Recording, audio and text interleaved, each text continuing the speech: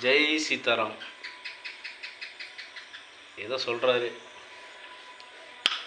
எல்லாம் சுற்றி நின்று நிறைய ராமாயணம் சொல்கிறவா. இன்னைக்கு ராமாயணத்தில் என்ன பார்க்க போகிறோம்?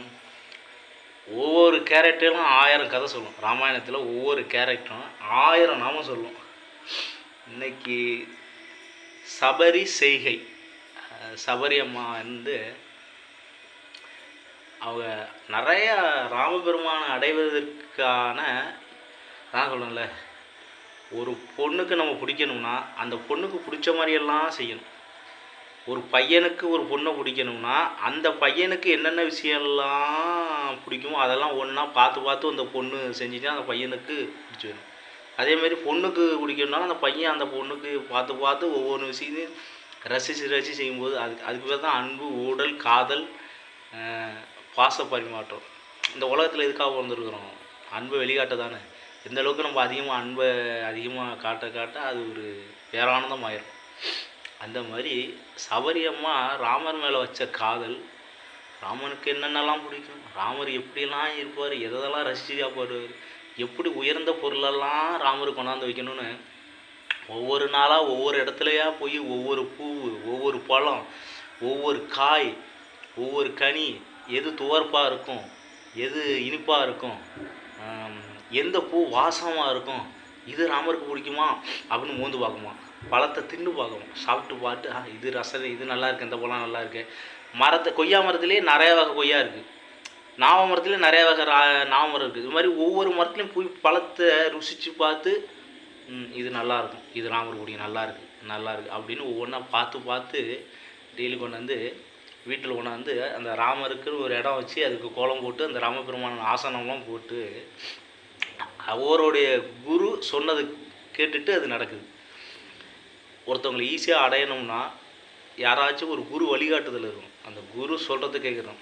நம்ம கூட ஒரு நல்ல ஃப்ரெண்ட்ஸுக்கு மட்டும் நமக்கு மாட்டிக்கிட்டான்னு வச்சுங்களேன், அவங்க நல்ல விஷயங்கள் சொல்ல நம்ம அதை ஃபாலோ பண்ணோம்னா ஈஸியாக உயர்ந்த இடத்த அடைஞ்சிடலாம். ஆனால் தப்பான ஃப்ரெண்ட்ஸு மட்டும் நம்மக்கிட்ட மாட்டிட்டாங்க அப்படின்னா நம்ம வாழ்க்கை அழிச்சிருவாங்க. நம்ம கூடயே இருந்து நம்மளுக்கு கெட்ட பேரை வாங்கி கொடுத்து அசிங்கப்படுத்தி விட்டு நம்ம எவ்வளோ கீழ்த்தரமாக கொண்டு போகணும் கொண்டு போயிடுவாங்க. அதுக்கு தான் நீங்கள் ஒவ்வொரு வாட்டியும் உங்களோட ஃப்ரெண்ட்ஷிப்பை தேர்ந்தெடுக்கும் நல்ல ஃப்ரெண்ட்ஷிப்பாக தேர்ந்தெடுங்க.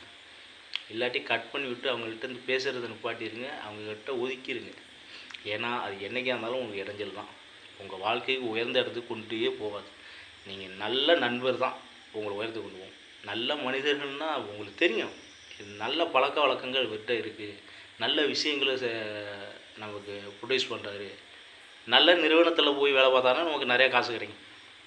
தப்பான நிறுவனத்தில் போய் மாட்டோம்னா நமக்கு காசு கிடைக்குமா? அந்த மாதிரி தான். நல்ல ஹோட்டலில் போனால் நல்ல சாப்பாடு கிடைக்கும், கீழ்த்தரமான ஹோட்டலில் போனால் அந்த மாதிரி சாப்பாடு தான் கிடைக்கும். அது மாதிரி நீங்களோட முயற்சி கொஞ்சம் வெயிட் பண்ணாலும் பரவாயில்லன்ட்டு நீங்கள் செயல்பட ஆரம்பித்தா தான் உங்களுக்கு இதெல்லாம் நடக்கும்.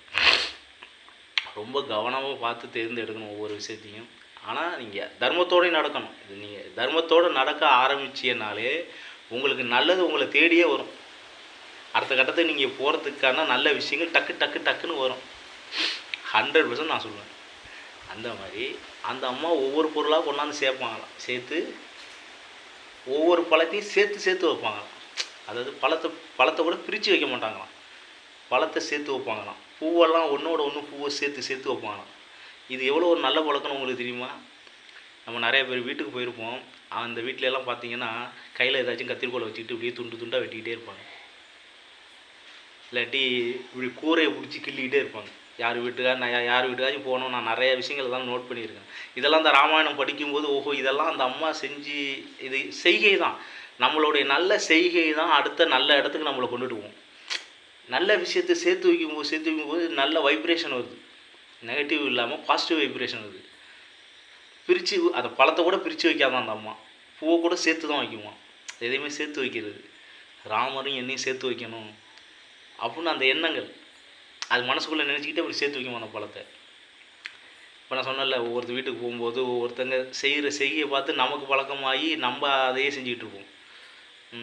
சில பேர் பார்த்திங்கன்னா நல்ல வார்த்தைகள் நல்ல வார்த்தை வராது. இப்போ நான் இருக்கேன்னா நான் ஒரு நல்ல நாமத்தை ஒருத்தர்கிட்ட சொல்லிகிட்டே இருப்பேன், அவங்களும் என்னோட சேர்ந்து சொல்ல ஆரம்பிச்சிடுவாங்க.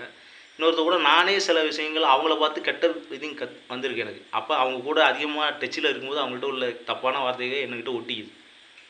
இதெல்லாம் அனுபவபூர்வமாக இப்போ என் கூட வேலை பார்க்குறவங்க யாராச்சும் எரும மாடு அப்படின்னு சொல்லுவாங்க. டக்குன்னு நானும் அது மெமரியில் ஏறி போய்